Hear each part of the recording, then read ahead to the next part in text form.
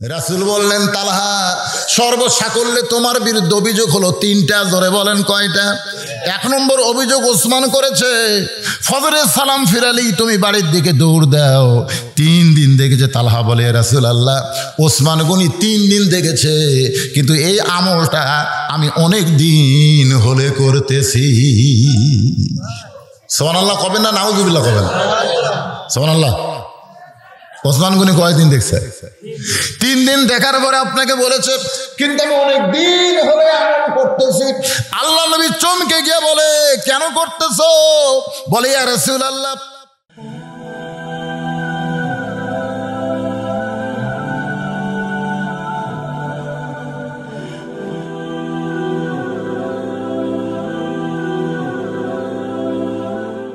আল্লাহ নবী বলেন, ওসমান, তোমার অভিযোগ অনুযায়ী আমি তোমার অভিযোগকে গ্রহণ করতে পারলাম না, কারণ যিনি অভিযোগ করেছেন তিনি হলেন 3 নম্বর, আর যার বিরুদ্ধে অভিযোগ করেছেন তিনি হলেন 7 নম্বর। জোরে বলেন কয় নম্বর? এটা কিসের নাম্বার? হ্যাঁ, এই দুনিয়াতে 10 জনকে আল্লাহ জান্নাতের সার্টিফিকেট দিয়েছে। জোরে কর কয়জন? ইমাম গাজ্জালী রহমতুল্লাহ বলেন, আশারে মুবাশশারা 10 জন সাহাবীর নাম সব সময় যারা মুখস্থ রাখতে পারবে, ওই ব্যক্তি যখন মৃত্যুবরণ করবে, মৃত্যুবরণের সময় ওই 10টা সাহাবীর রুহানি তাওয়াজ্জুতে আল্লাহ তার জবানে ঈমানের কলেমা জারি করে দিবে। সুবহানাল্লাহ জোরে কোন। তাহলে 10 জন সাহাবীর নাম মুখস্থ রাখার দরকার আছে না নাই? আপনাকে আছে মুখস্থ? মুখস্থ রাখা লাগবে। আপনারা এত কিছু মনে রাখতে পারেন, আর এই 10টা সাহাবীর নাম মুখে রাখতে পারবেন না, যাদেরকে আল্লাহ দুনিয়াতেই জান্নাতের সার্টিফিকেট দিয়েছে। ধরে কোন সুবহানাল্লাহ। 1 নম্বর আবু বকর, 2 নম্বর ওমর, 3 নম্বর ওসমান, 4 নম্বর আলী, 5 নম্বর আব্দুর রহমান ইবনে আউফ, 6 নম্বর হলো জুবাইর, 7 নম্বর হলো তালহা, 8 নম্বর সাদ ইবনে আবি ওয়াক্কাস, 9 নম্বর হলো আবু সাঈদ, আর 10 নম্বর হলো উবাদা ইবনুল জাররাহ। এই 10 জনই হলেন আশারে মুবাশশারা। আজকে যে আমি 10 জনের নাম বললাম, এটা যদি আপনাকে মুখস্থ না থাকে, কোন এক হুজুরের দ্বারা লিখে রাখবেন, লিখে রাখবেন। এই 10 জন আশারে মুবাশশারার নাম যারা মুখস্থ রাখবে, মুখস্থ রাখতে রাখতে আল্লাহ তাদের অন্তরের ভিতরে ওই সাহাবীর মহব্বত এমন বাড়ায় দিবে যে মৃত্যুর সময় তাদের রুহানি তাওয়াজ্জু আল্লাহ আপনাদের প্রতি নাজিল করবে। জোরে করে সুবহানাল্লাহ। আল্লাহর নবী ফজরের পরে কোনো আলোচনা না করে দাঁড়িয়ে গেলেন। মসজিদ ভরা সাহাবারা বললেন, ইয়া রাসূলুল্লাহ, আপনি ফজরের পরে আলোচনা না করে দাঁড়িয়ে গেলেন কেন?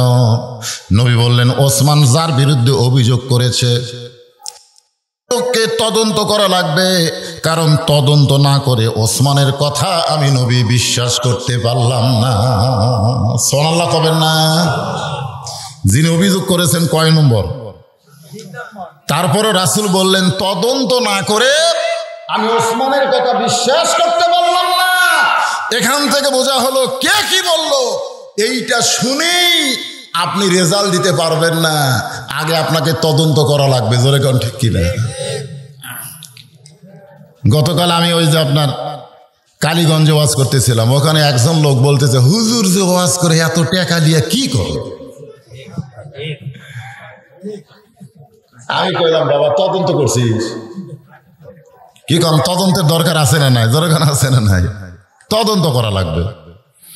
একজন আলেমের বিরুদ্ধে একজন সাধারণ লোক বহু গল্প করে, করে কি করে না? জোরে কোন করে কি করে না? আজকে দেখবেন চোর ডাকাতের বিরুদ্ধে কোনো গল্প নাই, যত গল্প হচ্ছে আলেমের বিরুদ্ধে। যেখানে যাবে আল্লাহর কি কাম, বাংলাদেশে চোর ডাকাতেরা ধরাও কম পড়তেছে, ধরা আলেমেরাই বেশি পড়তেছে। জোরে কোন কথা ঠিক কিনা? এদিক দিয়ে আবার সমস্যা। আল্লাহ নবী তদন্ত করার জন্য তালহার বাড়ির দিকে রওনা দিলেন। নবী তাকায় দেখে মসজিদের মধ্যে সমস্ত সাহাবী দাঁড়িয়ে আছে, কিন্তু নবীর পিছনে আসার সাহস কেউ পাচ্ছে না। আল্লাহ নবী বললেন, সাহাবীরা, আমি তালহার বাড়িতে ওসমানের অভিযোগ অনুযায়ী তদন্ত করতে যাচ্ছি, তোমরা কি আমার সঙ্গে যাবে? সাহাবীরা বললেন, হুজুর, যদি আপনি অনুমতি দেন তাহলে আমাদের কোনো আপত্তি নেই। সুবহানাল্লাহ কবেন না? এ কথার দ্বারা রাসূল কি বুঝালেন? যে এককভাবে তদন্ত না করে সর্বদলীয় তদন্ত করা ভালো। তোরে কোন কথা ঠিক কিনা? আজকে আমাদের বাংলাদেশে সর্বদলীয় তদন্ত না একক তদন্ত? খালি এককভাবে তদন্ত করতেছে। এককভাবে কোন এক দল তদন্ত করলে হবে না, সর্বদলীয় তদন্ত করলে দোষী না নির্দোষী বোঝা যাবে। জোরে কোন কথা ঠিক কিনা? যে লোকটা আগে থেকেই হুজুরক দেখতে পারে না, জোরে গেলে কয় দাওয়াত পাচ্ছে, আসতে গেলে কয় কত পায় খাওয়া খাচ্ছে, ওই লোকটাকে আবার হুজুরের বিরুদ্ধে তদন্তে রিপোর্ট করার জন্য পাঠাইছে। আচ্ছা, আগে থেকেই যাই আমাকে দেখে পারে না, তাই আমার পক্ষে রিপোর্ট দিবে না বিপক্ষে দিবে? ওই আমার তদন্ত কমিটির প্রধান। আল্লাহ রাসূল বললেন, আমার কোনো আপত্তি নেই। নবীর সামনে সামনে পিছনে পিছনে সাহাবীরা রওনা দিলেন। কারণ আল্লাহর নবী যখন রাস্তা চলবে, নবীর সামনে চলার অধিকার কারো নাই। আল্লাহ নবী যখন চলবে, নবীর সামনে যাবে না পিছনে?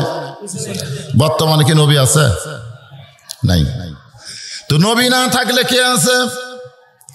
আল্লাহ নবী বললেন,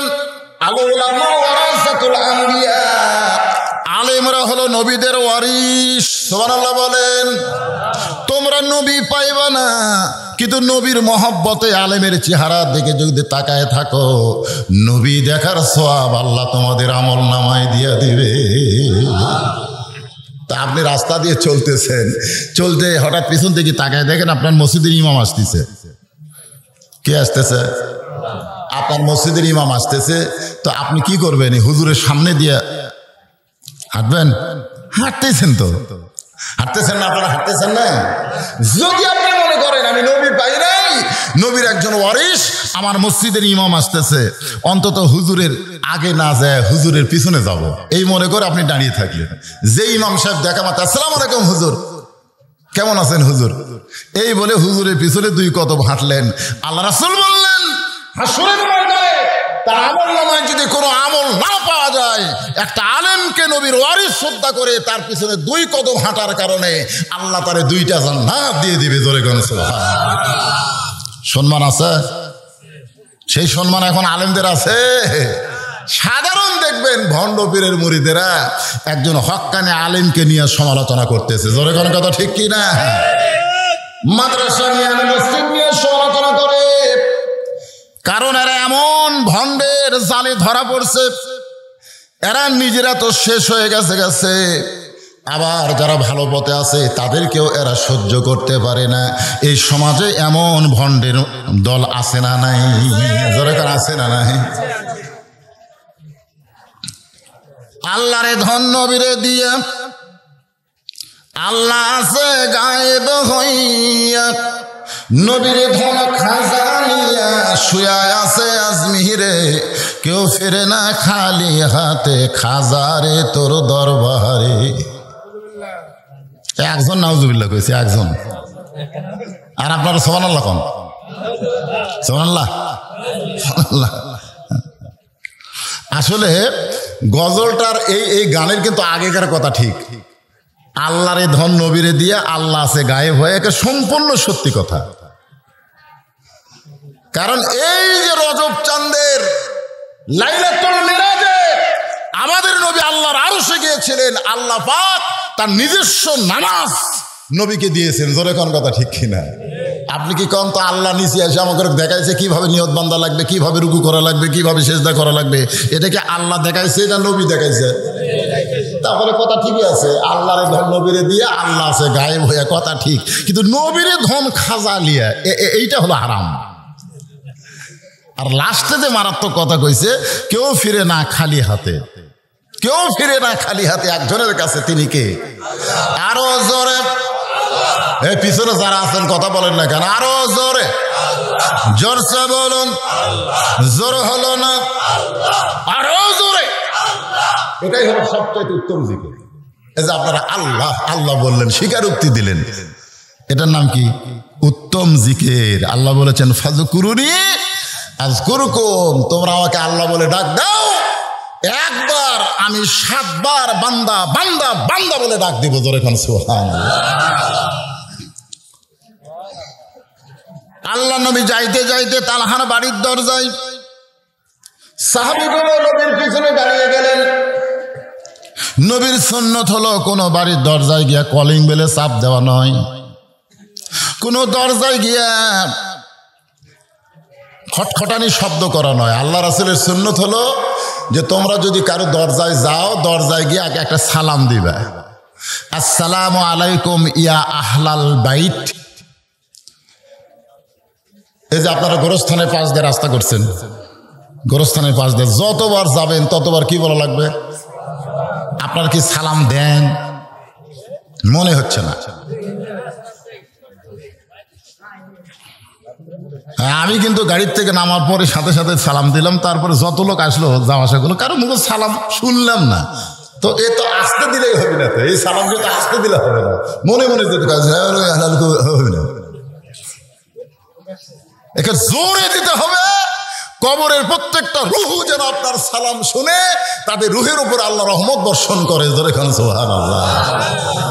হ্যাঁ, আসসালামু আলাইকুম ইয়া আহলাল কবর, এই কবরের মধ্যে যারা আছো আল্লাহ সকলের প্রতি তুমি রহমত বর্ষণ করো, সবচাইতে বড় দোয়া। জোরে খান সুবহানাল্লাহ। আল্লাহ নবী সালাম দিলেন, আসসালামু আলাইকুম ইয়া আহলাল বাইত। সালাম দেওয়ার পরে নবী একটু দেরি করলেন, কিন্তু তালহার বাড়ি থেকে কোনো শব্দ আসলো না। এবার আল্লাহ নবী ডাক দিলেন, তালহা। সঙ্গে সঙ্গে বাড়ির ভিতর থেকে আওয়াজ আসতেছে, লব্বাইক ইয়া রাসূলুল্লাহ। মানে তালহা ডাক দেওয়ার সাথে সাথেই আওয়াজ আসতেছে, লব্বাইক ইয়া রাসূলুল্লাহ। আল্লাহ নবী কিছুক্ষণ দেরি করলেন, দেরি করার পরে আবার বললেন, তালহা।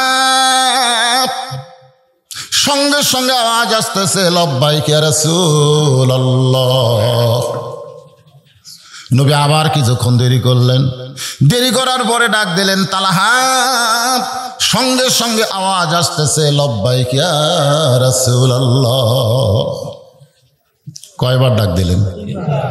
3 বারে কিন্তু লব্বাইক ইয়া রাসূলুল্লাহ কইছে, কিন্তু নবী একবারে ডাক দেয়নি, তালহা তালহা তালহা এভাবে একবারে ডাক দেয় নাই। কারণ ডাক দেওয়ারও, আপনারা বলেন তো পৃথিবীর সবচাইতে উত্তম ডাকের নাম কি? না, এই পৃথিবীর সবচাইতে উত্তম ডাক, ডাক মানে আহ্বান, দৈনিক 5 বার দেয়। আপনাদের মসজিদে দেয় না? দেয় না? সবচাইতে উত্তম ডাকের নাম হলো আজান। আমি ছোটবেলায় শুনছি আজান দিয়েছে আগেকার মুয়াজ্জিন, আল্লাহু আকবার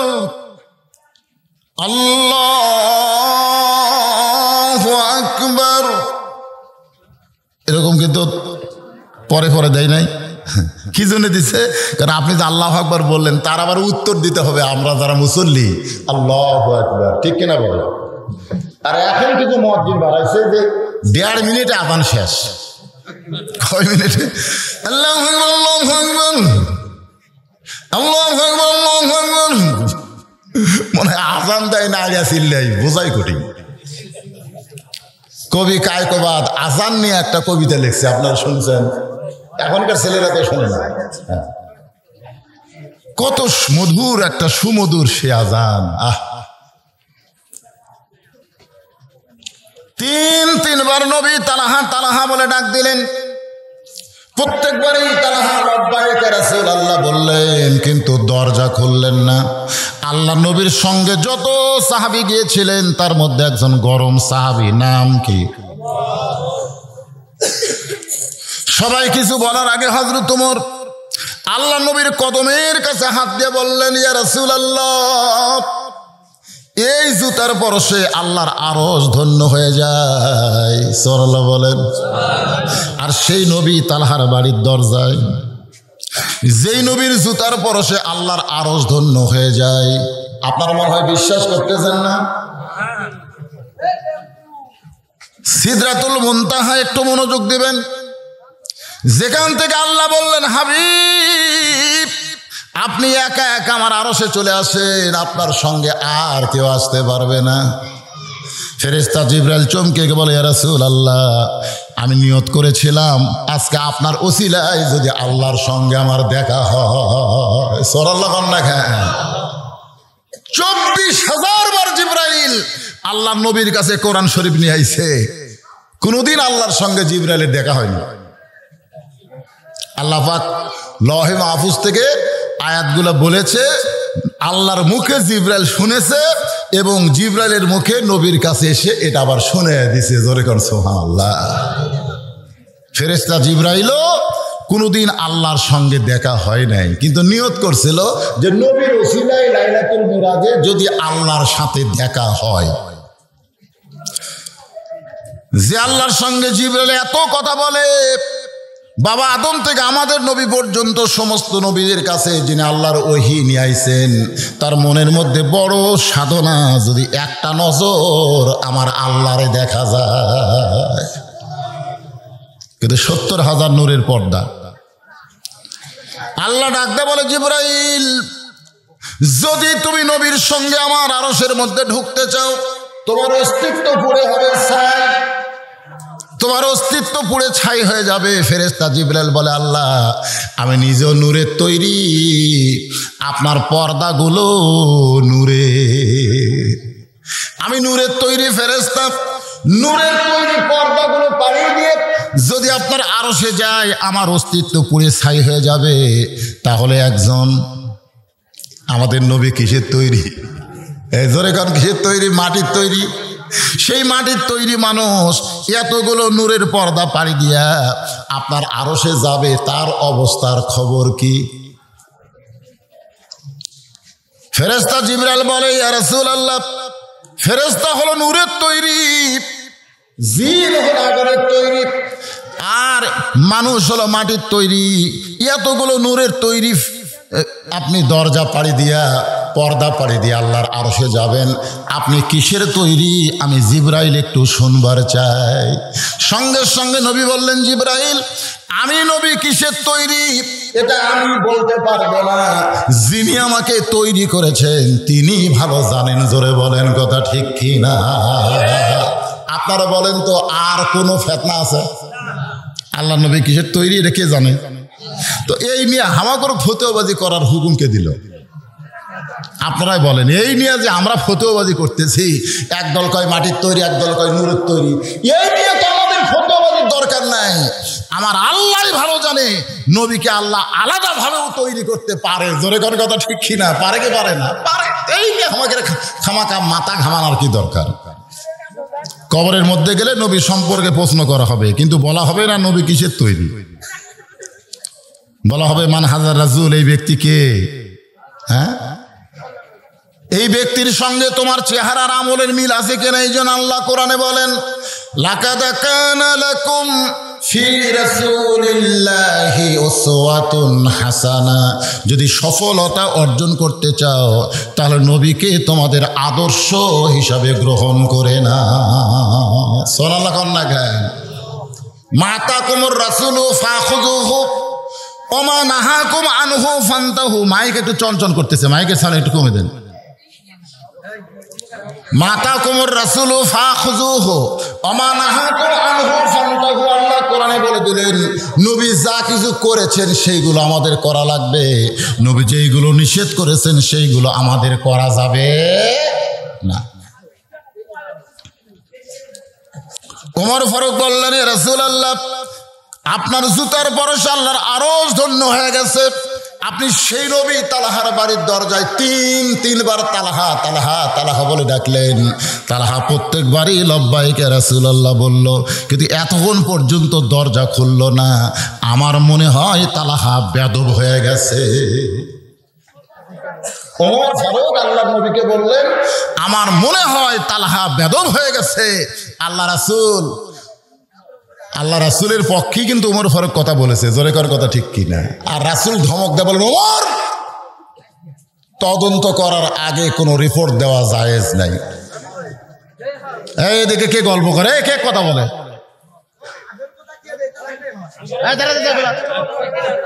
তদন্ত করার আগে কোনো রিপোর্ট দেওয়া এ কথা কয় না। যাবে যাবে তদন্ত করার আগে। দেখেন উমর ফারুককে বলতেছেন, উমর ফারুক কি বললেন? কথা তো ঠিকই তাই। তিনবার আপনি ডাক দিলেন, প্রত্যেকবারই লব্বাইক লব্বাইক বলছে, কিন্তু দরজা খুলতেছে না। তালাহা বেদব হয়ে গেছে। কাজকর্ম দেখলি তো আদবি বেদবি বোঝা যায় কি যায় না? জোরে কোন যায় কি যায় না? তো এখন আল্লাহ রাসূল তো উমরকে বলা দরকার ছিল, উমর তুমি ঠিক বলেছো, আসলেই তালহা বেদব। যদি আল্লাহ নবী বলতো উমর তুমি ঠিক বলছো তালহা বেদব, আপনারা কি মনে করতেছেন তালহার বাড়ি থাকতো? যত সাহাবী নবীর সঙ্গে আইছে প্রত্যেকটা সাহাবী ঝুঁকেই বাড়ি ভেঙ্গে গুঁড়া করতো। জোরে কোন কথা ঠিক কি? নবী তো ডাকে আর তুই বাড়ির মধ্যে থেকে লব্বাইক লব্বাইক বলিস, দরজা খুলিস না, তুই কি পাইছিস রে? কি কন?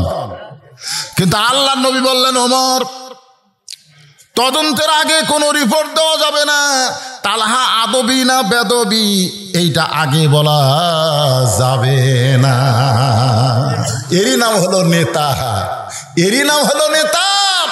এই জন্য আমাদের নবী হলেন বিশ্ব নেতা। ধরে কোন কথা ঠিক? যে কর্মীগুলা নবীর সঙ্গে আইছে খালি নবী খালি যদি বলতো কে রে এত বড় বেয়াদবি, আমি ডাকি আর কথা কয় উত্তর দেয়, বাড়ির দরজা খোলে না ভাই। বর্তমানে কে নেতা দেখেন, আর আমাদের নদী। এই জন্যই তো বলা হয়েছে যাকে তাকে নেতা মানবা না, নেতা মানতে হবে কেবলমাত্র একজন মানুষকে, যিনি হলেন মুহাম্মাদুর রাসূলুল্লাহ। আমি এখন একটা স্লোগান দিব, আপনারা দিতে পারবেন? রাত অনেক হয়ে গেছে। আমার নেতা তোমার নেতা, সকলে বলবেন বিশ্ব নবী মুস্তাফা। বলতে পারবেন না? আমার নেতা তোমার নেতা বিশ্ব নবীর চরিত্র ফুলের মতো না। এর আগেও আমি আপনাদের শুনেছি ফুলের চাইতেও নবীকে কারো সঙ্গে তুলনা করা যাবে না। আল্লাহ কোরআনে বলেছেন ওয়ারাফা'না লাকা যিকরাক। সবার উপরে কেবলমাত্র আল্লাহর পরেই হচ্ছে আমাদের নবী। ধরে কেন সুবহানাল্লাহ। তাহলে একটা ফুলের সাথে নবীর তুলনা করা যাবে? তাই আমরা বলবো ফুলের চাইতেও পবিত্র, যার চরিত্রের সার্টিফিকেট স্বয়ং আল্লাহ দিয়েছেন। ওয়া ইন্নাকা লাআলা খুলুকিন আযীম। আল্লাহু আকবার, আল্লাহু আকবার। সঙ্গে সঙ্গে ওমর ফারুকের মনের মধ্যে ভয় হলো যে আমার এই কথা হয়তো নবীর কাছে বড় কষ্টদায়ক হতে পারে। আমরা সকলেই জানি ওমর ফারুক যেমন গরম তার চাইতে বেশি আবার নরম। ওমর ফারুকের জীবনে পড়ে দেখেন তিনি যত গরম ছিলেন তার চাইতে বেশি কি নরম ছিলেন। তার জীবনে আপনার পড়ছেন? যদি একজন মুসলমান প্রকৃত নবীর উম্মত হতে চান, ঈমান ইসলাম সম্পর্কে যদি জানতে চান, তাহলে প্রত্যেকটা মুসলমানের ঘরে হযরত ওমর ফারুকের জীবনী রাখার দরকার আছে না নাই? তিনি যখন ওমর ছিলেন তিনি তখন এত গরম ছিলেন, কিন্তু আল্লাহ যখন তাকে মদিনার খলিফা বানাই দিলেন, আপনারা বলেন তো তার চাইতে নরম কোন মানুষ আছে? গভীর রাত্রে সবাই যখন ঘুমায়, এমন সময় হযরত ওমর ঘুম না পাইলে মদিনার অলি গলি ঘুরতেছে। হঠাৎ হযরত ওমর দেখতে পায় মরুভূমিতে কে যেন একটা তাঁবু টাঙ্গাইছে। ওই তাঁবুর মধ্যে কি যেন পাক হচ্ছে। তাঁবুর ভিতরের বাচ্চারা খালি মা মা বলে কাঁদতেছে। ওমর ফারুক চমকে গেল। যদি দুম্বার গোস্ত হয় 8 ঘন্টা 1 ঘন্টা লাগবে, উটের গোস্ত হলে বড় জোর 2 ঘন্টা লাগবে। এত গভীর রাত হয়ে গেছে, এখন পর্যন্ত গোস্ত সিদ্ধ হয় না। কারণ মা খালি বলতেছে বাবা একটু ধৈর্য ধরো, এই গোস্ত সিদ্ধ হলেই তোমাদেরকে খাবার দেব। ওমর ফারুক দূর থেকে শুনে শুনে আর ধৈর্য ধারণ করতে পারলেন না। তিনি খুব ধীর গতিতে তাঁবুর কাছে গিয়ে বললেন, মা মা আমার মনে হয় তুমি মদিনার কোনো মানুষ না। মদিনার কোনো মানুষ মরুভূমির মধ্যে এইভাবে তাঁবু টাঙ্গায়া থাকবে না। তাঁবুর ভিতর থেকে বলতে যে পথিক আমি একজন দুঃখী মা, বর্তমানে আমার চাইতে দুঃখী মা এই দুনিয়াতে কেউ নাই। আমার বাড়ি হলো ইয়ামিন দেশে। কোন দেশে? আমি শুনতে পাইলাম মদিনার খলিফা হযরত ওমর অত্যন্ত ভালো মানুষ। আমার 2টা এতিম বাচ্চাকে নিয়ে উমরের কাছে কিন্তু পাওয়ার জন্য চলে এসেছি মদিনায়, কিন্তু দিনের বেলায় ওমর ফারুকের দরবারে গেলাম, এত মানুষের ভিড়, আমি এতিমের কথা ওমরের কাছে বলতে পারলাম না। আমি মনে করলাম আজকে রাতটা পাড়ি দিয়ে আগামীকাল আবার হযরত ওমরের বাড়ির কাছে যাব, কিন্তু আমার দুইটা সন্তান এখানে তাঁবু টাঙ্গানোর পরে ক্ষুধার জ্বালায় যখন বারবার কান্দে, আমি তখন কি করব? আজকে রাতটা পাড়ি দেওয়ার জন্য পাতিলের মধ্যে পানি আর পাথর আর নিচে আগুন লাগাইয়া বলতেছি, বাবা গোস্ত সিদ্ধ হলেই তোমাদের খাবার দেব। আমার বাচ্চাদের এত খিদা লাগছে, যার কারণে শুধু কাঁদতেছে মা বলে। আমার পাতিলের পাথর সিদ্ধ হবে না, ওদের সামনে খাবারও দিবার পারবো না। আমার মনে হয় আজকে রাত আমার বাচ্চাগুলো কাটাতে পারবে না। সঙ্গে সঙ্গে হযরত ওমর বললেন, ইন্নাল্লাহা মা'আস সাবিরিন, ও মা একটু ধৈর্য ধারণ করো। একটু ধৈর্য ধারণ করার কথা বলে হযরত ওমর পাগলের মতন দৌড়ানো শুরু করলেন। বাইতুল মালের দরজায় সে ডাক দিলেন, আসলাম দরজা খুলে দাও। আসলাম দরজা খুলে দিলেই বলে, এক বস্তা আমার মাথায় আটা তুলে দাও, এক বস্তা খাবার তুলে দাও। আসলাম বলতেছি, আমিরুল মুমিনিন, আপনি অর্ধ পৃথিবীর খলিফা, এক বস্তা খাবার কোথায় নিয়ে যাওয়া লাগবে? আমি নিয়ে যাব বলেন। বলে, একজনের পাপের বোঝা আর একজন কেউ মাথায় নেয় না, তাড়াতাড়ি আমার মাথায় এক বস্তা খাবার তুলে দাও। আসলাম হযরত ওমরের মাথায় খাবার তুলে দিলে ওমর ফারুক এত জোরে দৌড়ানো শুরু করলেন। আসলাম চাকর ডাক দেয়, বলে, আমিরুল মুমিনিন, মাথায় বস্তা নিয়ে যদি এইভাবে আপনি দৌড়ান তাহলে আপনি পড়ে যাবেন, আপনার কষ্ট হবে। ওমর ফারুক বলে, দুনিয়ার পড়া সহজ, দুনিয়ার পড়ার কষ্ট সহ্য করা সহজ, কিন্তু জাহান্নামের আগুনে পোড়া বড় কঠিন। এত জোরে দৌড়ানো শুরু করেছে হযরত ওমর। এসি তাবু মানে মসজিদের মধ্যে মানুষের মন টিকতেছে না, মসজিদের মধ্যে মানুষের মন আর টিকে না, তাড়াতাড়ি খালি বের হওয়ার পারলে হয়। জোরে কোন কথা ঠিক কিনা ভাইজান? পৃথিবীর সবচাইতে উত্তম জায়গা হলো আল্লাহর ঘর। ইমাম গাজ্জালী বলেছেন, তোমার দেহের রোগ চিকিৎসা করার জন্য ভালো ডাক্তারের কাছে যাও। বডি চেক আপ করলে ডাক্তার বলতে পারবে যে তোমার দেহের মধ্যে কি কি রোগ আছে, তোমার ইমানের মধ্যে কি রোগ ঢুকছে, তুমি কি জানবার চাও? ছাত্র বললেন, হ্যাঁ জানবার চাই হুজুর। বলে, তাহলে মসজিদের মধ্যে যাও। মসজিদের মধ্যে গিয়ে যার মন শান্তি পাবে বুঝবে তার ইমান ঠিক আছে, আর মসজিদের মধ্যে গিয়ে যারা বেশি ছটফট করবে বুঝবে তাদের ইমানে ক্যান্সার ধরছে। দরিগণ কি ধরছে? এখন আপনারা বলেন তো, মসজিদের মধ্যে গেলে আপনাদের মনের খবর কি? সত্যি কথাটা একটু চিন্তা করেন। হায় হায় রে,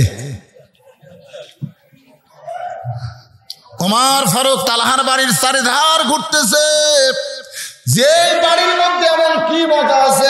নবী তোরে দরজায় তালহা তালহা বলে ডাকে, তুই লব্বাইক লব্বাইক বলিস, এখন পর্যন্ত দরজা খুলিস না। বাড়ির চারিধার দেখতে গিয়া হঠাৎ প্রাচীরের ফাটল দিয়া দেখে বাড়ির মধ্যে একটা খুঁটির সঙ্গে একটা ছোট বাচ্চাকে গরু ছাগলের মতন বেঁধে রাখছে। গরু ছাগল যেরকম বেঁধে রাখে সেইভাবে একটা ছোট বাচ্চাকে খুঁটির সঙ্গে বেঁধে রাখছে। ওই বাচ্চাটা শুধু বাবা বাবা বলে কাঁদতেছে, শুধু বাবা বাবা বলে কাঁদতেছে।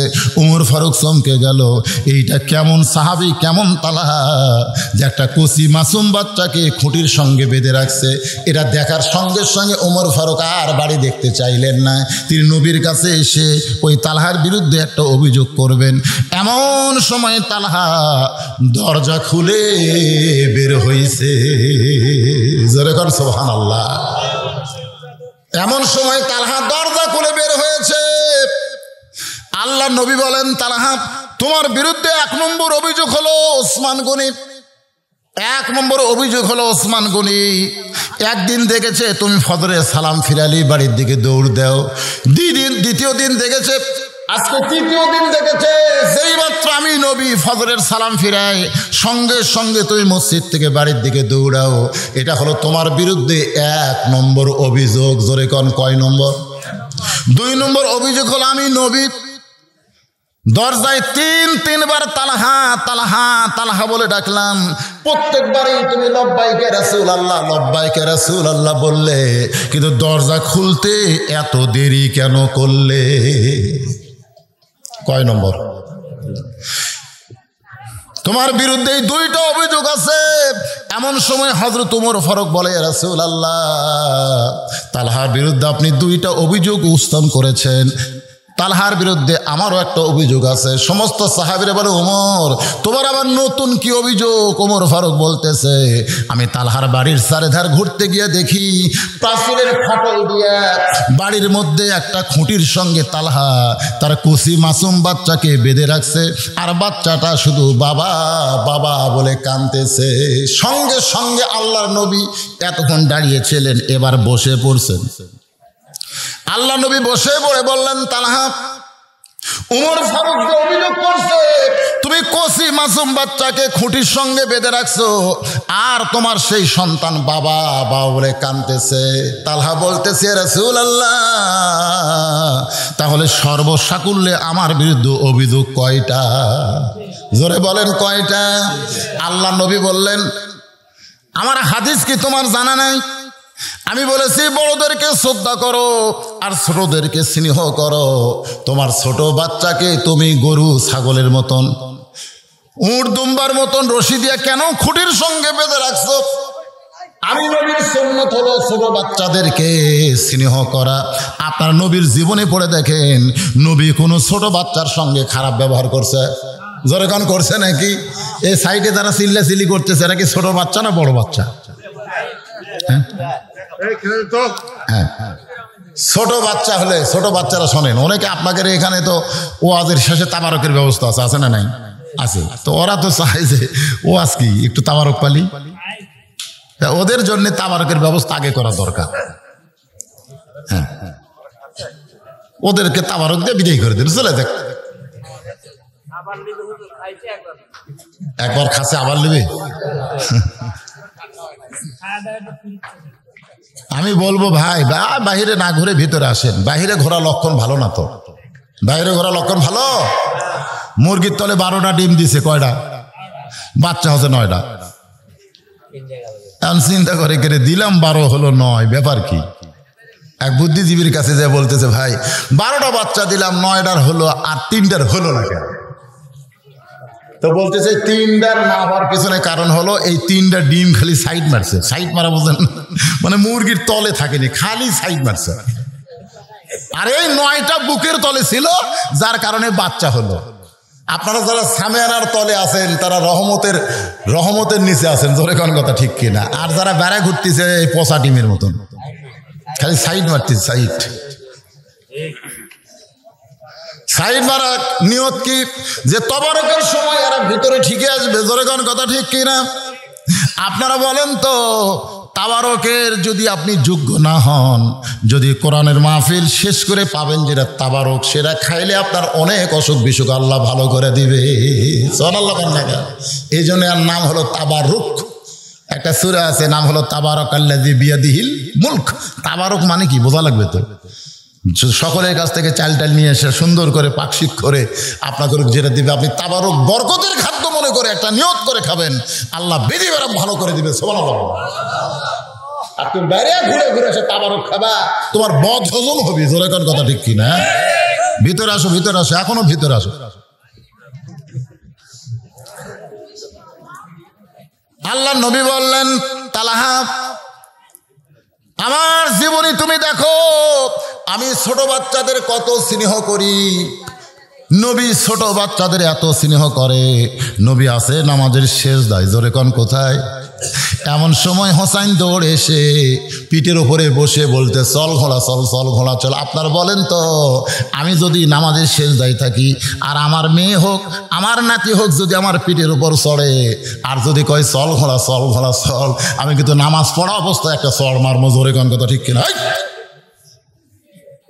হয়তো নামাজের নিয়তই বাদ দেবো, কেরে কিসের ঘোড়া? অথচ আল্লাহ নবী যতক্ষণ ছোট্ট হোসাইন নবীর পিঠে চলেছিল ততক্ষণ নামাজের সেজদা তোলে নাই। তার মানে এত ভালো বসেছেন যে আমি সেজদা তুললে আমার নাতির আনন্দ মাটি হয়ে যাবে। সুবহানাল্লাহ। রাস্তা দিয়ে যাওয়ার সময় দেখে হাসান দাঁড়িয়ে কাঁদতেছে, হোসাইন ধুলাই গোড়াগড়ি দিয়ে কান্দে। আল্লাহ নবী বললেন, কেরে হাসান তুইও কান্দিস, হোসাইনও কান্দে, ব্যাপার কি? হাসান বলতেছে, না না আমি কান্দি এই হোসাইনের জন্যে। আপনার হোসাইন বড় বেদব হয়ে গেছে। কিছু ওনাকে রাস্তা দিয়ে একটা ব্যক্তি ঘোড়ার পিঠে চড়ে গেছে, তখন থেকে হোসাইন ঘোড়ায় চড়ার বায়না শুরু করেছে। এখন বলেন না না আমি হাসান ঘোড়া কোথায় পাবো? আল্লাহ নবী বলেন, কেরে হাসান তুই কি বলতে পারিস না বাড়ির মধ্যে ঘোড়া আছে? হাসান কান্দের বলে, না না আমি মিথ্যা কথা কেমনে বলবো, আমাদের বাড়িতে তো কোনো ঘোড়া নাই। আল্লাহ নবী বলেন, আছে কি নাই চল তোদের দেখায়। হোসাইনকে ধুলাই পড়া হোসাইনকে নবী বুকের মধ্যে নিয়ে বাড়িতে এসে দরজা বন্ধ করে দেয়। হাসান বলে, না না দরজা বন্ধ করলেন কেন? আল্লাহ নবী বলেন, পাগলা ঘোড়া দরজা খোলা পাইলে বার হয়ে যদি দৌড় দেয়। আসলে বাড়ির মধ্যে কোনো ঘোড়া নাই, দরজা বন্ধ করার কারণ হলো নবী এখন নিজেই ঘোড়া হয়ে যাবে। জরাল্লাহ বান্নাগা আল্লাহ নবী ঘোড়া হইয়া দুইটা নাতিকে পিঠের উপরে নিয়ে নিজেই ঘোড়ার মতন টকবক টকবক শব্দ করেছে। তার মানে বোঝা গেল ছোট বাচ্চাদের ভালোবাসা হলো নবীর সুন্নাত। রাসূল বললেন, তালহা সর্বসাকল্যে তোমার বিরুদ্ধে অভিযোগ হলো তিনটা। জোরে বলেন কয়টা? 1 নম্বর অভিযোগ ওসমান করেছে। ফজরের সালাম ফিরালেই তুমি বাড়ির দিকে দৌড় দাও। 3 দিন দেখেছে। তালহা বলে, রাসূলুল্লাহ ওসমান গনি 3 দিন দেখেছে, কিন্তু এই আমলটা আমি অনেক দিন হলে করতেছি। সুবহানাল্লাহ কবেন না নাউযুবিল্লাহ কবেন? সুবহানাল্লাহ। ওসমান গনি কয়দিন দেখছে? 3 দিন দেখার পরে আপনাকে বলেছে, কিন্তু আমি অনেক দিন হলে আমল করতেছি। আল্লাহ নবী চমকে গিয়ে বলে, কেন করতেছো? বলে, ইয়া রাসূলুল্লাহ এই যে আমার পরনে আপনি কাপড় দেখতেছেন, এই যে আমার পরনে কাপড় দেখতেছেন, এই একটি মাত্র কাপড় ছাড়া আল্লাহ নবীর সামনে দাঁড়ানোর মতন কোনো কাপড় আমার বাড়িতে নেই। এই একটা মাত্র কাপড় ছাড়া আল্লাহ নবীর সামনে। কার নবীর সামনে? আল্লাহ এবং নবী। নামাজে যখন আমরা দাঁড়াই কার সামনে? আরো জোরে জোরসে বলুন। তো আল্লাহর সামনে দাঁড়াইতে গেলে কেমন কাপড় দরকার? এ কথা কয় না কেন? অনেক ছেলেবেলে দেখি মসজিদের মধ্যে গেলে ফুল প্যান্ট গোছায়, এরকম গোছায়। আমি বললাম, কে বাজান ফুল প্যান্ট গোছাচ্ছ? বলে, হুজুর টাকনুর তলে কাপড় দেখে নামাজ হবি। এতক্ষণ আমার ফুল প্যান্ট টাকনুর তলে ছিল, তো এখন নামাজ পড়ার জন্যই গোছাচ্ছি। আমি বললাম, পাগলা, টাকনুর তলে ফুল প্যান্ট দিয়ে নামাজ হবে, কিন্তু টাকনুর তলে পোশাক পরে রাস্তায় হাঁটা চলবে না। কারণ তুমি যখন টাকনুর তলে পোশাক পরে রাস্তায় হাঁটবা, তখন তুমি জুতা পরো বা স্যান্ডেল পরো, চড়াং চড়াং করে হাঁটার সময় ওই রাস্তার ময়লা তোমার এই কাপড়ে লাগবে। এই জন্যে টাকনু ধোয়া ফরজ। ওদুর সময় টাকনু পর্যন্ত ধোয়া কি? কথা কন না কেন? টাকনু পর্যন্ত ধোয়া কি? তো তোমার টাকনু তো কাপড় দিয়ে ঢাকা আছে, তাহলে রাস্তার না পাকে তো তোমার টাকনু লাগে নাই, তোমার কাপড়ে লাগছে। জোরে করে কথা ঠিক কি না?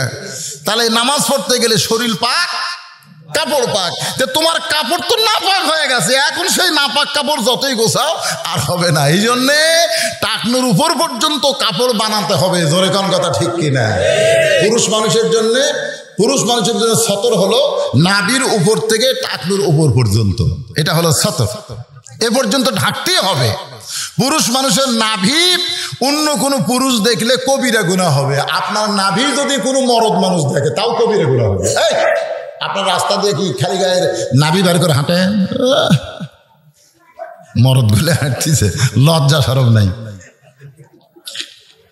পুরুষ মানুষের জন্য টাকনু ঢাকা এটা কি সওয়াবের কাজ না পাপের কাজ? এখন কবিরা গুনাহ। আল্লাহ রাসূল বলেছেন, হাসরের ময়দানে যে সমস্ত পুরুষ টাকনু ঢাকা ফুল প্যান্ট পরে, পায়জামা পরে, লুঙ্গি পরে, ওদের দিকে আল্লাহ রহমতের নজরে তাকাবে না। আল্লাহর বান্দার একটু খেয়াল করবেন। তাহলে আপনি কি করবেন? যখন পায়জামা বানাবেন তখন নাভির উপর থেকে টাকনুর উপর পর্যন্ত মাপ দিবেন। ফেরেশতা বলতেছে, আল্লাহ তোমার বান্দা দেখো খলিফার কাছে, দর্জির কাছে তার পায়জামা, তার ফুল প্যান্ট মাপ দিল নাভির উপর থেকে টাকনুর উপর। আল্লাহ এই যে মাপ দিল, আল্লাহ কয় মাপ দেওয়ার সঙ্গে সঙ্গে ওর জীবনের গুনাহ আমি আল্লাহ মাফ করে দিলাম। এখন থেকে আপনারা পোশাক বানাবেন, খেয়াল করছেন কিভাবে? মসজিদের মধ্যে এসে কে পাগলা, ওটা তুমি যতই গোছাও তোমার কাপড় যে নাপাক হয়ে গেল। তুমি টাকনু পর্যন্ত ধুলে, কিন্তু টাকনু ঢাকার কারণে তোমার ফুল পানের নিচে যে নাপাক হলো ওই পর্যন্ত, না কাটা পর্যন্ত, না পবিত্র করা পর্যন্ত তোমার নামাজ হবে না। কারণ নামাজ পড়তে গেলে শরীর পাক, তারপরে 2 নম্বর কি পাক, আর জোরে বলেন কি পাক? কাপড় পাক। 3 নম্বর হলো নামাজের। পৃথিবীর মধ্যে সবচাইতে পাক জায়গা হলো মসজিদ। এদিকে 70 রাকাত নামাজ আপনারা পারতপক্ষে মসজিদে জামাতের সঙ্গে আদায় করবেন। আপনাদের গ্রামের মসজিদটা হলো সবচাইতে পুরাতন মসজিদ, জোরে কোন ঠিক কিনা? এলাকার মধ্যে এই গ্রামের মসজিদ হলো সবচাইতে পুরাতন মসজিদ।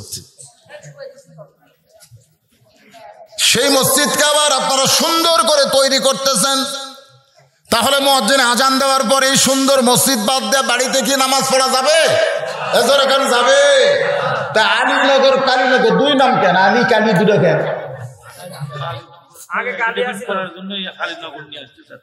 আচ্ছা ঠিক আছে, কালী থয় যাবে না, আলীর সাথে কালী থয় যাবে না। না না, এখনো দেখবেন অনেক অনেক পীর ফকির যারা, তারা কিন্তু দোহাই আলী দোহাই কালী, মানে আলী আর কালীকে একসঙ্গে দিয়ে হ্যাঁ, এখন ওই কালী বাদ দেওয়া লাগবে, কালী বাদ, খালি আলী।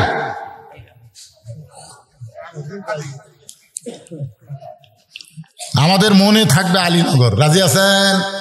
মুখে হয়তো 2-1 কালীনগর আসতে পারে, মুখে আসতে পারে। আল্লাহ কি মুখেরটা ধরবে না মনেরটা ধরবে? মনেরটা ধরবে। একবার মনের মধ্যে বসে ফেলে দেন আলীনগর। তারা বলতেছে, রাসূলুল্লাহ, এই একটি মাত্র কাপড় ছাড়া আমার আর কোনো কাপড় নাই, যেই কাপড় পরে আল্লাহ নবীর সামনে দাঁড়ানো যায়। আমি মাটির একটা গর্ত করেছি, মাটির একটা কি করছি, ওই গর্তের মধ্যে আমার বউকে নামায় দিয়া, মানে গোটা পরিবার মেলায় একটা কাপড়, যেটা পরে আমি দরজা খুলছি, এই একটা মাত্র কাপড় ছাড়া আমার বাড়িতে আর কোনো পোশাক নাই, যেইটা পরে আল্লাহ নবীর সামনে দাঁড়ানো যায়।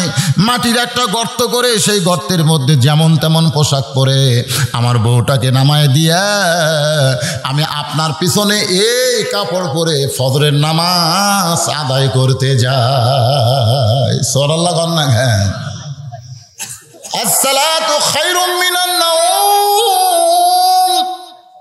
পৌষ মাস, মাঘ মাস, এই 2 মাসে ফজরের নামাজ জামাতে আদায় করা বদর যুদ্ধের সমান সওয়াব আল্লাহ দিয়া দিবে। সুবহানাল্লাহ কন্যা। কি মনে করতেছেন এখন আসসালাতু খায়রুম মিনান নাওম শুনতে ভালো লাগতেছে? এই ঠান্ডার সময় অনেকে কয় মুয়াজ্জিন আর কাম পায়নি। হ্যাঁ, একেবারে লেয়া বুঝলেন, আগে আসলে গলা পর্যন্ত, আজান যেই শুরু হয়ে গেছে ফজরের, ওইকে তুলে মাথার ওপর।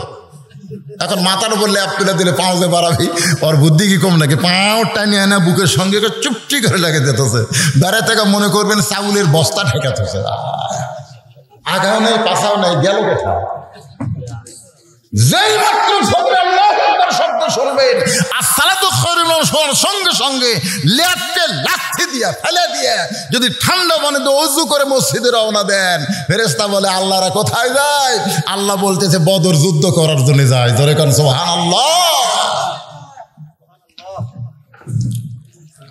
ওগো আল্লাহর নবী, আপনি যখন ফজরের সালাম ফিরেন, তখন আমি চিন্তা করি আপনার গুরুত্বপূর্ণ আলোচনা শুনবো, কিন্তু আপনার গুরুত্বপূর্ণ আলোচনা যদি আমি শুনবার যাই, তাহলে আমার বউটার ফজরের নামাজ কাজা হয়ে যায়। হুজুর, আমার বউটার ফজরের নামাজ কাজা যেন না হয়, এই জন্যই তড়ি ঘড়ি করে আপনি সালাম ফেরানোর সঙ্গে সঙ্গে দৌড়ে এসে বাড়িতে এই যে কাপড় দেখতেছেন, এই কাপড়টা আমার বউকে দিয়ে দেই, আর আমার বউটা সেই কাপড় পরে, আর আমি যেমন তেমন কাপড় পরে গর্তের মধ্যে নামি। আমি যখন গর্তের ভিতরে আমার বউটা যখন নামাজ আদায় করে আল্লাহর সঙ্গে নিজের ভাব আদান প্রদান করতেছে, এত গরিব এত অসহায় হওয়ার পরেও আমার বউটা আল্লাহর সঙ্গে নিজের ভাব, জোরে কর নিজের কি, আল্লাহ, এত অভাবের ভিতরেও তুমি যে আমাকে ফজরের নামাজ আদায় করার মতন তাওফিক দিয়েছ, যখন কোন মুমিন মুসলমান নামাজ পড়ে সে বিশ্বাস করবেন আপনি নিজে পড়তেছেন না, আল্লাহ পাক আপনাকে কবুল করেছে। আব্দুর রহিম, আমি ডাকলাম আব্দুর রহিম, ওই আমার ডাকের দিকে খেয়ালই করলো না। আবার ডাকলাম আব্দুর রহিম, না। আব্দুর রহিম, না। আব্দুর রহিম কি ঠসা? কয় না। তো ঠসা না, আমি ডাকলাম, একবার তাকালো না। এ কেমন রে? যখন মুয়াজ্জিন আযান দেয় তখন মুয়াজ্জিন আযান দেয় না, আমার আল্লাহ মুয়াজ্জিনের কণ্ঠে আযান দেয়। তোর কোন কথা ঠিক কি না? বারবার ডাকতেছে হাইয়া আলাস সালাত, হাইয়া আলাস সালাত। না, ওদিকে আপনি তাকালেন না। আপনি কি মনে করছেন আল্লাহ কবে কেরে বান্দা তুই কি ঠসা কেরে? হ্যাঁ, একবার ডাকলাম, দৈনিক 5 বার ডাকতেছি, তুই একটাবার আমার ডাকে সাড়া দিলি দেন। আমাদের নামাজ কবুল হোক বা না হোক, যখন মুয়াজ্জিন ডাক দিছে, আজান দিয়েছে, আল্লাহর ডাক, আমি মসজিদের মধ্যে গেলাম, আল্লাহ কয় বান্দারে তুই আমার ডাকে যে আমার ঘরের মধ্যে ঢুকলি, এর জন্যই জান্নাতের দরজা খুলে দেওয়া হলো। জোরে করে সুবহানাল্লাহ। এই জন্যই বলেছে সালাতু মিফতাহুল জান্নাহ, নামাজ হচ্ছে বেহেশতের চাবি। যার নামাজ নাই ওর বেহেশতে ভাগ্য আছে, কিন্তু খুলে পারবি না। এই যে দান করবি, আজকে অনেক লোক হয়তো নামাজ পড়ে না, 5 বস্তা সিমেন্ট দিল, এই তো জান্নাত পেল, কিন্তু ওই বেহেশতের দরজার কাছে যায় কবি কে রে, এরে আমার বেহেশতে তো খোলে না, খোলার চাবি নাই। না না না, চাবি তো নাই, তুই নামাজ নাম। ও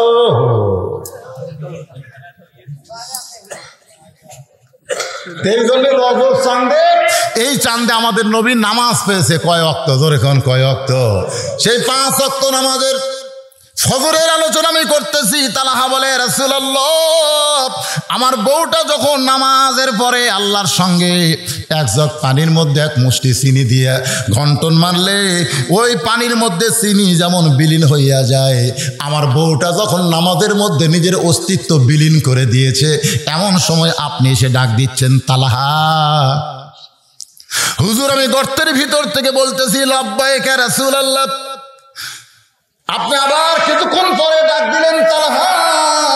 আমি গর্তের ভিতর থেকে বলছি লাব্বাইক ইয়া রাসূলুল্লাহ, কারণ আমার পরনে এমন একটা পোশাক ছিল যেই পোশাকটা পরে আমি দৌড়ে এসে দরজা খুলতে পারবো না, আবার আমার বউকে হেঁচকা টান দিয়ে গর্তের মধ্যে নামাবো সেইটাও আমি সাহস পাচ্ছিলাম না, কারণ বউটা আমার মিল দিয়েছে আল্লাহর সঙ্গে, আর দরজায় আমার নবী আমাকে ডাকতেছে।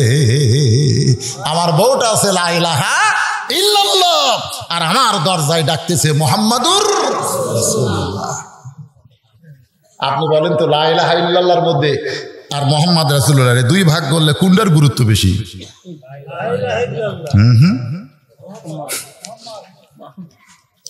আবু জেহেল বহু জিকির করছে লা ইলাহা ইল্লাল্লাহ, লা ইলাহা ইল্লাল্লাহ, লা ইলাহা ইল্লাল্লাহ, বহু জিকির করছে। বুঝছেন, অনেক সময় জিকির করতে করতে আল্লাহ নবীর বাড়ির ধারে আসে, আবু জেহেল বাড়ি যে নবীর বাড়ির কাছেই, এমদবা সাহেবা গোষ্ঠী গিয়ে এসে একে জিকির করতেছে লা ইলাহা ইল্লাল্লাহ, লা ইলাহা ইল্লাল্লাহ। তখন মা খাদিজা নবী বলতেছে হুজুর আর টেনশন নাই, এই বড় বড় নেতারা সব লা ইলাহা ইল্লাল্লাহর জিকির করতেছে। আল্লাহ রাসূল কয় আর কোনো টেনশন নাই রে। এরা যখন লা ইলাহা ইল্লাল্লাহ বলতেছে তো দরজা খুলে দিছে, আল্লাহ ডাক দিয়ে বলতেছে কুল কুল ইয়া রাসূল আপনি বলেন ইন কুনতুম তুহিব্বুনাল্লাহ ফাত্তাবিউনি। এরা সারা জীবন যদি লা ইলাহা ইল্লাল্লাহ বলে আমি আল্লাহ কবুল করব না যতক্ষণ মুহাম্মদ রাসূলুল্লাহ না বলবে। ধরে কোন সুবহানাল্লাহ। একটু মনোযোগ দিয়ে শুনবেন। তালহা বলতেছে রাসূলুল্লাহ আমার বউটার যখন নামাজ শেষ হয়েছে আমি হেঁচকা টান দিয়ে গর্তের মধ্যে নামায় দিয়া আমার বউয়ের পরনে যেমন তেমন পোশাক পরায়া আর বউয়ের শরীর থেকে একটানে পোশাক খুলে সেই পোশাক পরে সেই চাদর পরে আপনার জন্য দরজা খুললাম, এই জন্যই দরজা খুলতে আমার দেরি হয়ে গেল।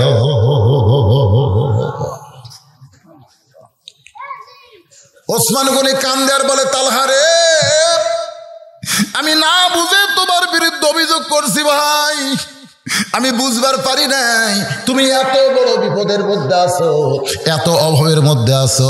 আমি বুঝবার পারি নাই ভাইজান, আমি না বুঝে তোমার বিরুদ্ধে অভিযোগ করেছি।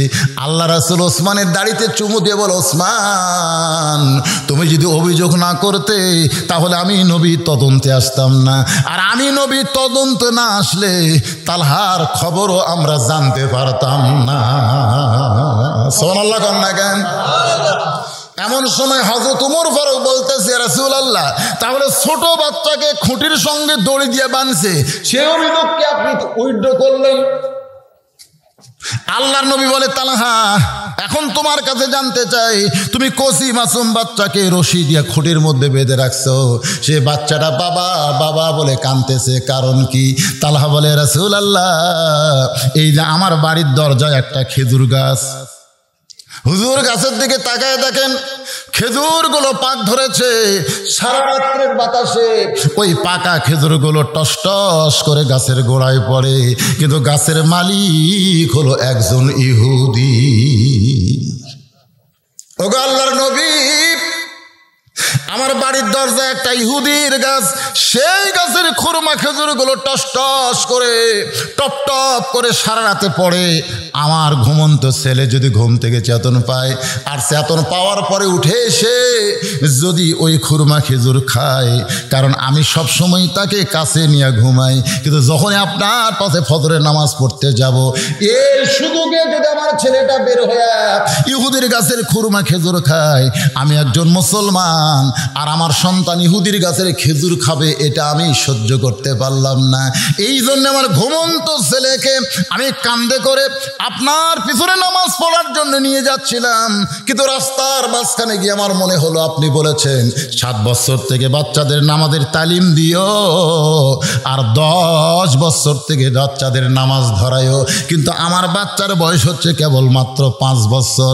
এখন 5 বছরের ছোট্ট বাচ্চাকে আমি মসজিদে আমার সঙ্গে নিয়ে যাব, আমরা যখন নামাজ শুরু করব তখন আমার এই ছোট বাচ্চা যদি আমাদের নামাজ নষ্ট করে দেয়, হুজুর আমার বাচ্চাকে সঙ্গে করে মসজিদে নিয়ে যাইতেও সাহস পাইলাম না, কারণ যদি নামাজ নষ্ট করে দেয়, যদি দেয় না, এই জন্য আপনি বাচ্চাদেরকে নিয়ে যাবেন কখন?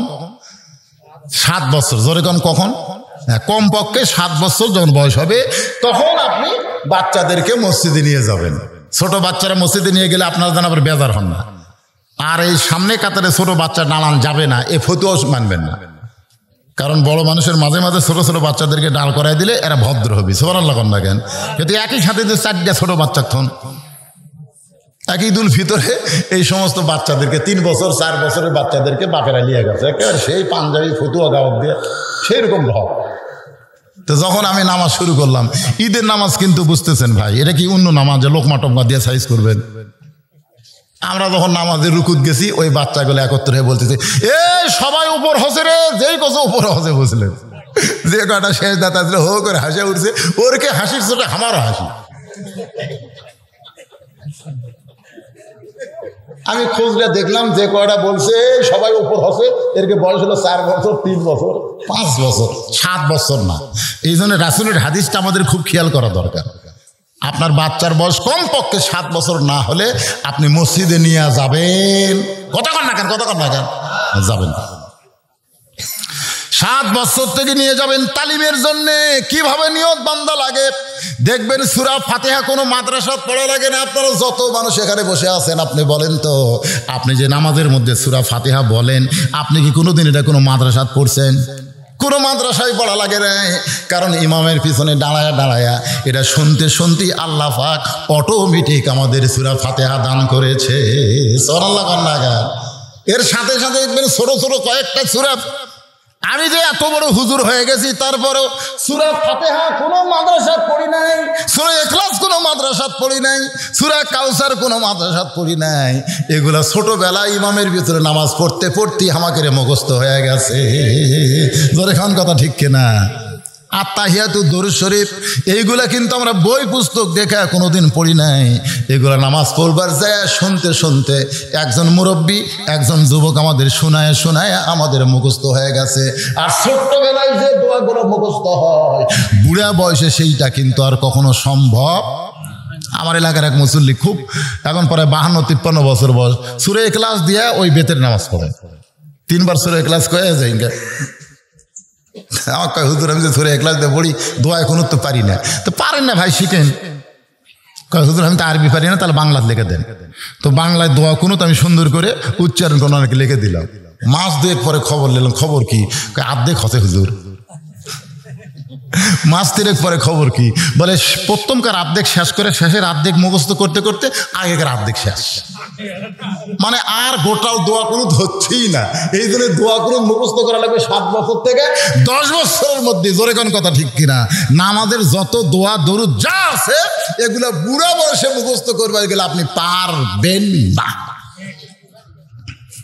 এই জন্য তালিমের বয়স কত? 7 থেকে 10। জোরে কোন কত? আল্লাহ রাসূল তালহা বলতেছে, ইয়া রাসূলুল্লাহ, আমি বাড়িতে আমার সন্তানকে রাখতেও ভয় করলাম, যদি আপনার পিছনে নামাজ পড়তে ফজরের নামাজ পড়তে যাই আর আমার বাচ্চা চেতন পায় যদি ইহুদির গাছের খুরমা খেজুর খায়, সাথেও নিয়ে যাইতে ভয় পাইলাম, আবার বাড়িতে রাখতেও ভয় পাইলাম। এই জন্য আমার ঘুমন্ত বাচ্চাকে আমি রশি দিয়ে খুঁটির মধ্যে বেঁধে রেখেছি। এখন পর্যন্ত আমার বাচ্চার বাঁধন খুলি নাই, কারণ আমি গর্তের মধ্যে নামছি, আমার বউ ফজরের নামাজ আদায় করলো, আমার বউকে এখন গর্তের মধ্যে নামায় দিয়ে আমি এখন আপনার জন্য দরজা খুললাম। হুজুর এখন পর্যন্ত আমার বাচ্চাকে রশি মুক্ত করতে পারি নাই। সঙ্গে সঙ্গে আল্লাহ নবী বললেন, তালহা, এত অভাবের ভিতরে একটা ইহুদির গাছের খুরমা খেজুর থেকে তুমি তোমার বাচ্চাকে হেফাজত করেছো। তুমি আসলে তোমার বাচ্চাকে ইহুদির গাছের খুরমা থেকে হেফাজত করো নাই, তোমার বাচ্চাকে আল্লাহ জাহান্নাম থেকে হেফাজত করেছে। সুবহানাল্লাহ, জোরে গান। এত অভাব, এত অভাব, তারপরে ইহুদির গাছের খুরমা খেজুর একজন মুসলমানের বাচ্চাকে তার বাবা খাওয়ায়নি। আজকে আমাদের বাংলাদেশে আমাদের কি অভাব খুব বেশি? আপনার বলেন তো, গ্রামীণ ব্যাংক, ঠ্যাঙ্গামারা, আশা, কিয়ার, কারিতাস, এই এনজিওগুলোর মূলে কি আছে? কথা কম না কেন? সমস্ত এনজিওর মূলে আছে ইহুদি আর খ্রিস্টান। একদিন এই এনজিওর একজন ম্যানেজার এসে আমাকে বলতে, হুজুর আপনারা তো খালি ওয়াজ করে করে টাকা কামাই করে খান, আপনার তো জীবনে কোনো গরিবের উপকার করেননি। আমরা এনজিও হলাম দাতা সংস্থা হুজুর, আমরা অসহায় মানুষকে সাহায্য করি, আর আপনি আমাকে এনজিওর বিরুদ্ধে ওয়াজ করেন। আমি ম্যানেজারকে বললাম, ভাই শোনেন, আমি আপনাকে একটা কাহিনী শুনাই। বলে কি কাহিনী?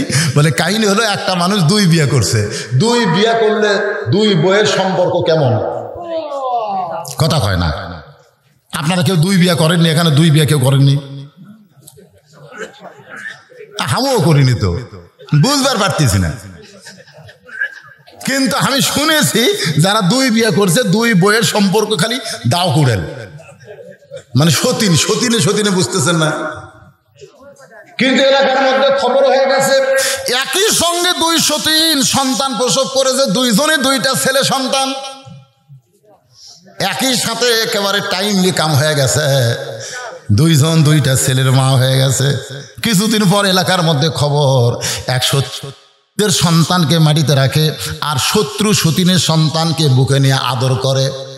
গোটা গ্রামের মধ্যে খবর, সতীন তার নিজের সন্তানকে মাটিতে রাখে, কান্নাকাটি করে, ওদিকে খেয়াল নাই, কিন্তু সতীনের সন্তানকে বুকে নিয়ে আদর করে। গোটা গ্রামের সমস্ত লোকেরা চিন্তা করে এটা কেমন কথা। একজন মেয়ে মানুষ বলতেছে এটা কখনোই হতে পারে না, এর মধ্যে কিছু ষড়যন্ত্র আছে। তো ওই মেয়েটা বাড়ির মধ্যে গেছে, যায় দেখে মাটিতে একটা বাচ্চা কান্দিছে, লাফালাফি করতেছে, মানে কান্দিচ্ছে, আমাকে কান্দিতে, হাত পা মারতেছে। কয় ওটা কে? কয়টা আমার কলিজার টুকরা। আর একটা কোলের মধ্যে নেই, বাবুত্ব করতেছে। কয় ওটা কে? কয়টা সতীনের সন্তান, আমার শত্রু। তখন বলে তুই কি পাগলি নাকি? নিজের সন্তান মাটির গড়াগড়ি দিয়ে কান্দে, আর সতীনের সন্তানকে বুকে নিয়ে তুই আদর করিস, কারণ কি? বলে কারণ যদি শুনবার চাস ঘরের মধ্যে আয়। তো ঘরের মধ্যে যা বলতেছে, কারণ হলো আমার স্বামী গরিব মানুষ, আমার স্বামী গরিব মানুষ, এই স্বামী মরে গেলে এই সন্তানের কামাই হাওয়া করে খাওয়া লাগবে। তা আমার সন্তান মাটির খাওয়ার কারণ কি? মাটির আর্থ কানেকশন পাচ্ছে আর ভিটামিন সি সূর্যর তাপ পাচ্ছে। এই জন্যই মাটির ছুঁয়ে তুছি যে মাটির আর্থ কানেকশন পা আর ভিটামিন সি সূর্যের তাপ পা, আর যত কান্দু তত ব্যায়াম হবে। জোরে কোন কথা, ও করে হাত পাও মারতেছে, মানে হাত পাও খালি সেই রকম। এই জন্য এই মাটির তুই কান্দে আর ব্যায়াম কর। আর সতীনের সন্তান কলত নিয়ে বাবু তো বাবু এক আমি লুলা বানাবো, এই ধরে ভিক্ষা করে খায়। কারণ সবসময় কলত নিয়ে থাকবো, মশলা দেবো আর হাত পাও সব তুলা নরম হবি, ওই জীবনে কোদালও মেরে ফেরবি না, ওই ভিক্ষা করে খাওয়া ছাড়া কাম হবি না। তখন বলতেছি ওরে বাবারে কি ষড়যন্ত্র!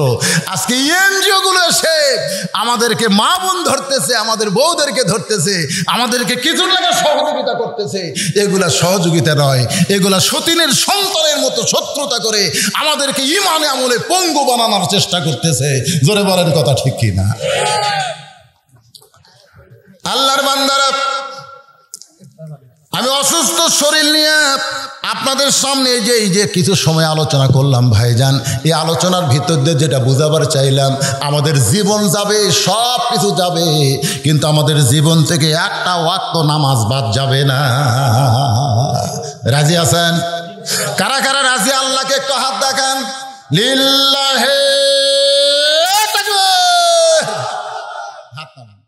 সাল্লাল্লাহু আলা মুহাম্মাদ সাল্লাল্লাহু আলাইহি ওয়াসাল্লাম। সাল্লাল্লাহু আলা মুহাম্মাদ সাল্লাল্লাহু মশরিকে হুব্বে মুহাম্মদ। সকলে বলি সাল্লাল্লাহু আলাইহি ওয়াসাল্লাম। मतलाए दीवाने माँ, मतलाए खुर्शीद इश्क़ास, सीनाए सो जाने माँ, बलागल उला बेकमालिही, कशाफत दुजा बेजमालिही, हसनत जमीओ खसालिही, सल्लो अलैहि व आलिही, अल्लाहुम्मा आमीन। জান্নাতের বাগান থেকে জান্নাতি মানুষদেরকে নিয়ে গভীর রাতে আমি গুনাহগার তোমার রহমতের দরজায় দুখানা হাত তুলেছি আল্লাহ। হাসরের ময়দানে জাব্বার আর কাহার নামে রূপ নিয়া তুমি যখন বিচার শুরু করবে, তোমার সামনে দাঁড়ায়া সমস্ত নবীরা নাফসি নাফসি বলে কাঁদতে থাকবে। এমন কঠিন অবস্থা হাসরে হবে, সেদিন সমস্ত নবী তার উম্মতকে ভুলে যাবে, শুধু বলবে আল্লাহ আমার কি হবে, আমার কি হবে। একমাত্র দরদি নবী শাফাতের কান্ডারি ইয়া রাব্বি হাবলি উম্মতি বলে সেজদায় পড়ে যাবে। সেই কঠিন মুসিবতের সময় আজকের এই মাহফিলকে ওসিলা করে আমাদের সবাইকে রাসূলের উম্মতের কাতারে আল্লাহ কবুল করে নিও।